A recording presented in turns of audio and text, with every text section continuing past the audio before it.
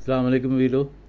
मैं पंजाबी नैशनलिज्म विच किसी जमात की टाउटी करने वास्ते नहीं आया और रब की मेहर है कि मैं उन्हें मैनू अज तक इस गल ते पक्का रखा है।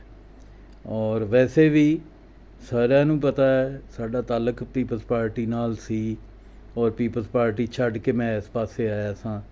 जे मैं पीपल्स पार्टी च रहिंदा तो मैं तकरीबन हर वो फ़ायदा चुक सकना था जिहड़ा कि लोग पीपल्स पार्टी ज्वाइन करके सोचते हैं या सोचते हैं कि मैं फलानी जमात ज्वाइन कराँगा तो मैनू टिकट मिलेगा, फलानी शै मिलेगी, फलानी शै मिलेगी। तो ये सारा कुछ साडा एक पसमंज़र है इस जमात दे नाल ते मैनू बड़ी आसानी नाल मिल सकदा सी, हासिल हो सकदा सी। हुण मैं वेख रहा कि कई वीर विच जिहड़े ने वो कानून लीग की साइड कुट्टी जा रहा है पंजाबी नैशनलिज्म के थल्ले, कोई जिहड़ा वो पीपल्स पार्टी की साइड कुटदा पिया।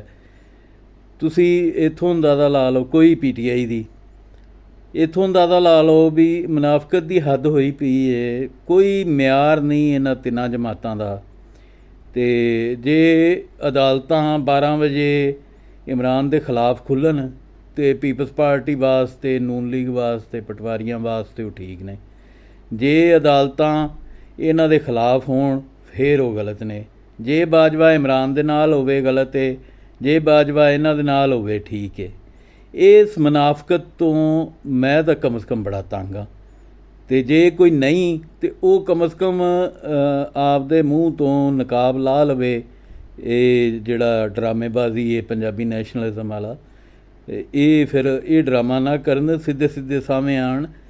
जे देखो अन्निਆਂ ਨੂੰ दिसदा पिया कि गैर पंजाबी जिहड़े ने वो पंजाब नूं एक बैटल फील्ड बनाई खलोते ने, एक लड़ाई झगड़े का मैदान बनाई खलोते ने। कासम सूरी होवे या ये जिहड़ा स्पीकर पंजाब असैंबली है, किड्डे को पंजाबी ने सारी दुनिया नूं पता है।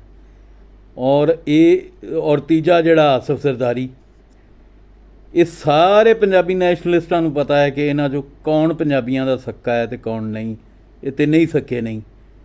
और जिहड़े नाम नहाद पंजाब की क्यादत है मियाँ साहब, उन्होंने भी पंजाब लिए अज दिन तक की कीता है वो भी सारिਆਂ ਨੂੰ पता है। तो चौधरी परवेज़ लाई होरां अज तक पंजाब के पुत्रां वास्ते या पंजाब धरती वास्ते की कीता है वो भी सारिਆਂ ਦੇ ਅੱਗੇ।